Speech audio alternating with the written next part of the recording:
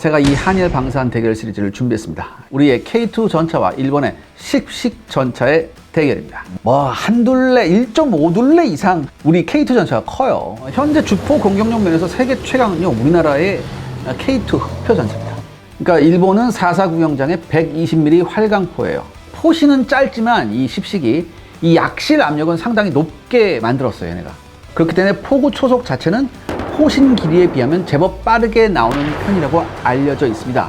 두 나라 모두 최첨단 디지털 컴퓨터 기술을 토대로 미국이나 서유럽과 비교해도 큰 손색이 없는 고성능 FCS를 사용하거든요. 또한 열상 장비를 이용한 높은 약 안정 능력도 둘 다 똑같습니다. 십식의 경우 측면 방어력은 35mm 기관포의 철갑탄 사격을 막아내는 수준이에요. 한마디로 뭐냐면 RPG 방어는 꿈에도 못 꾼다는 거죠.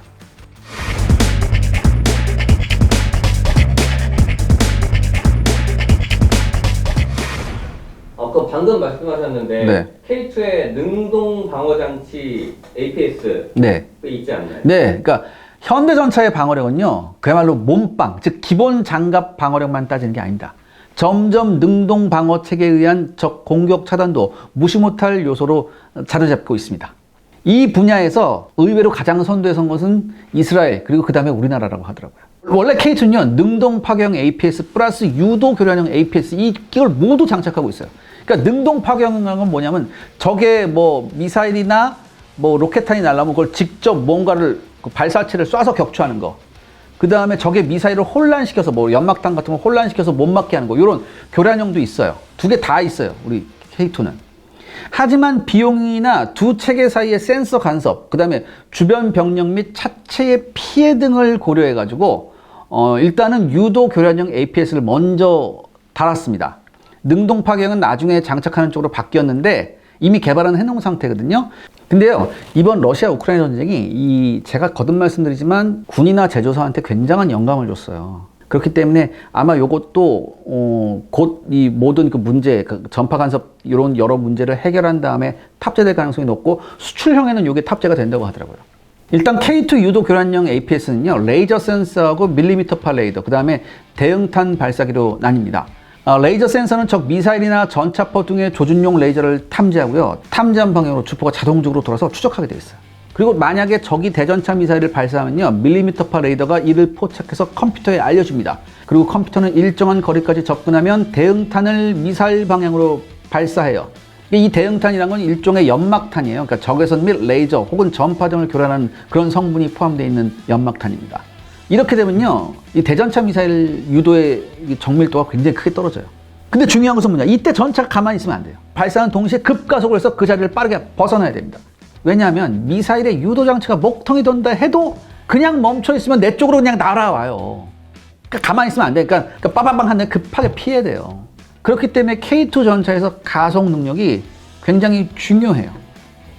몸빵도 몸빵일 거니와 유도 교란 장치, 그 다음에 가속력 이 모두를 활용해야 돼요. 현대전차의 방어 개념이라는 것 자체가. 그리고 심지어 능동 파괴형을 쓸 경우라도 가속 능력이 중요합니다.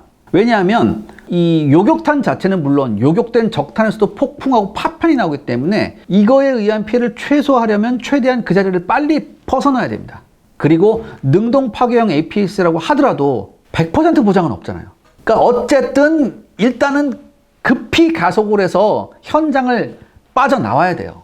따라서 최소한 해외의 기존 3.5세대 주력 전차와 맞먹는 가속력은요, 확보할 필요가 있습니다. 이 이야기는 제가 기동력 부분에서 다시 한번 말씀드리겠습니다. 자, 그렇다면 일본의 십식 전차는 이런 개념 같은 게 없나요? 일단 십식에는 그런 거 없습니다. 그런 개념 자체가 없어요, 얘네들은.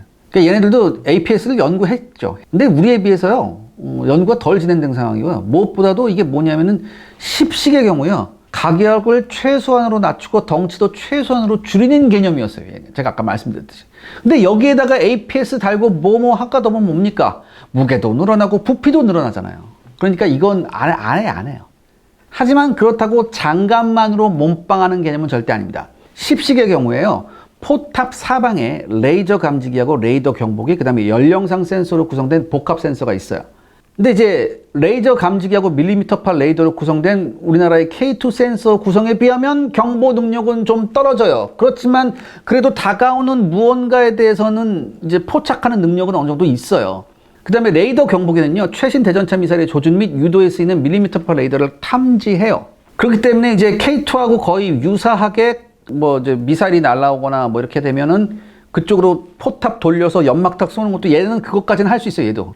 사실 이 십식전차의 굉장히 무서운 점이 뭐냐면은 가벼운 무기하고 최신의 HMT 변속기 때문이에요. 이 변속기가 굉장히 좋은 변속기거든요. 그러니까 굉장히 높은 급가속 능력을 발휘할 수 있대요. 그래서 센서를 통해서 정보만 빨리 얻으면 현존하는 3.5세대 전차 중에서 가장 빨리 적의 위협을 급가속으로 회피를 할 수 있대요. 얘가 현존하는 3.5세대 전차들 중에 제일 좋다 이거지, 급가속 능력이. 게다가 십식 전차는 후진 속도가 전진 속도가 똑같아요. 십식의 최대 전진 속도가 시속 70km거든요. 근데 후진 속도 역시 시속 70km로 갈 수 있어요. 그러니까 방어력에 굉장히 큰 도움이 되죠. 일본의 개발진들은요, 십식 전차의 뛰어난 가속력으로 능동 방어 전체에 준하는 결과를 얻을 수 있다고 판단한 듯합니다. 그러면 이 외에 추가로 방어에 신경 쓴 부분이 있을까요? 전차가요, 적탄에 맞지 않거나 맞아도 관통되지 않는 것도 중요하지만 또 중요한 부분이 있습니다. 이게 뭐냐? 명중이 됐어요. 관통이 됐단 말이야. 근데 예전 뭐예요? 관통되면 끝이에요. 다 죽어. 그렇잖아요. 근데 중요한 게 뭐냐면 관통되어서 설령 전차로서의 전투를 잃는다 하더라도 최소한 전차병들은 살아서 도망가거나 가능하다면 회수해서 수리에 쓸 수 있어야 해요. 실제로요, 2차 대전에서 독일 기갑부대가 막대한 손실에도 불구하고 끈질기게 명맥을 유지한 이유 중에 하나가 전차병 탈출이 상대적으로 쉬웠기 때문이에요. 그 다음에 격파되더라도 승무원이 생존할 확률이 제법 높은 편이었습니다. 미국이나 영국이나 소련제 전차보다. 그렇기 때문에 거기서 살아온 전차병들이 다른 전차를 타고 또 나가는 거예요. 이 K2와 십식은요, 이런 점에서도 꽤 신경을 쓴 차량이에요. 제가 아까 잠깐 말씀드렸지만 이 버슬형 잔정장치를 채택한 디자인상 이 포탑 안이나 포탑 아래에 중비탄이 없습니다. 이건. 그러니까 피탄 당해도 유폭될 가능성이 굉장히 낮아요.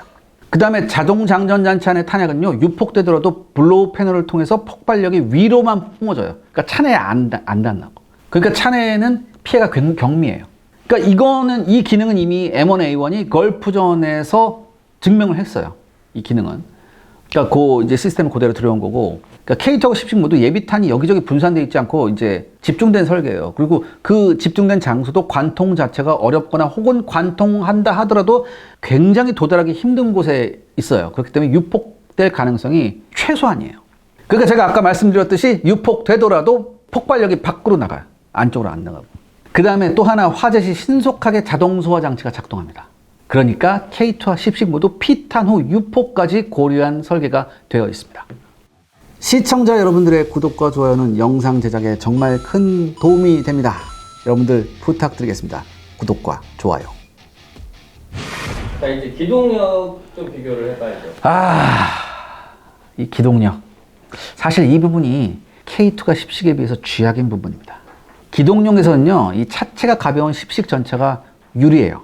44톤에 불과한 물건에 1200마력 엔진뿐 아니라 세계 최고 수준의 변속기까지 주어졌기 때문입니다.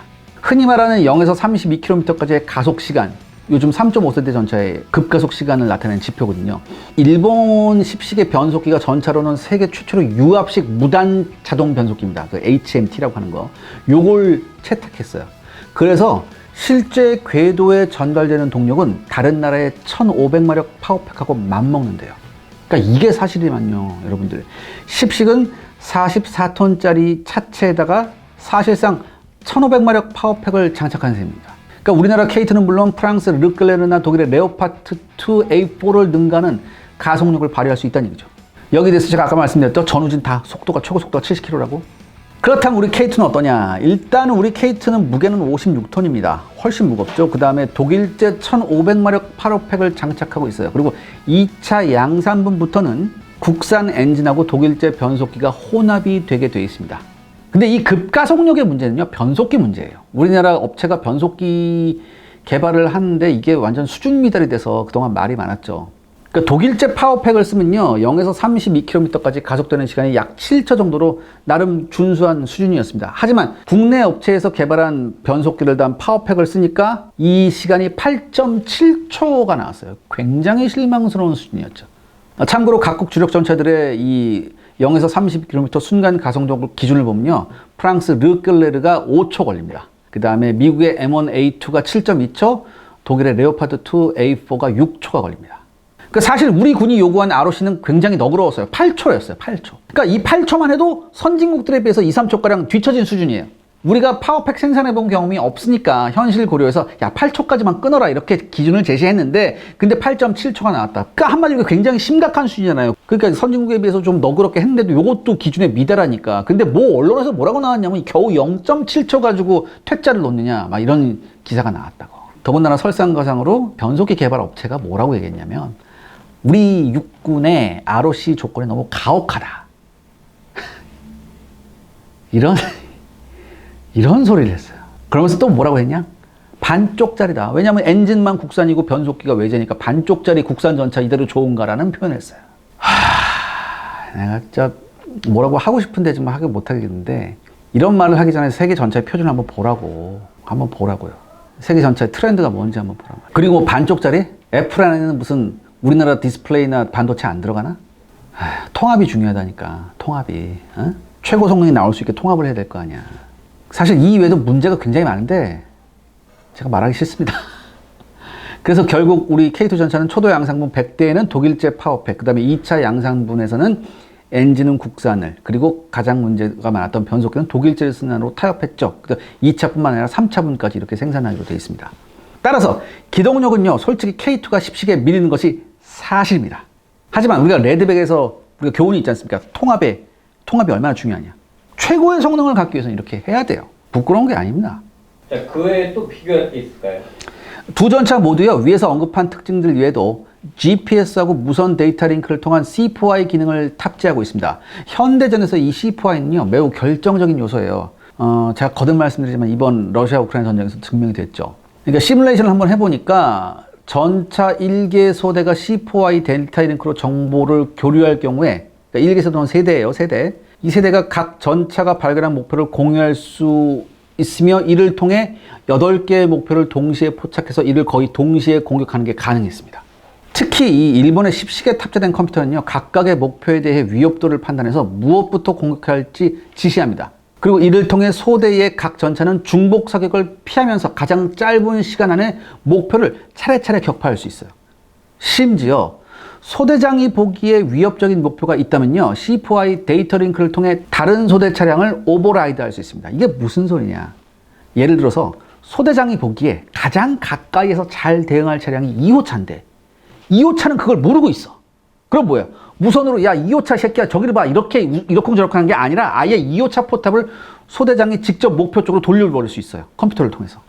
그러니까 이 아까 말했던 이 오버라이드가 뭐냐면 전차장이 포수를 무시하고 필요한 쪽으로 포탑을 돌리는 기능인데 이 기능은 오래전부터 많은 전차가 가진 기능이에요. 그런데 10시계 C4I는 아예 다른 전차까지 오버라이드 해볼 수 있다는 거죠.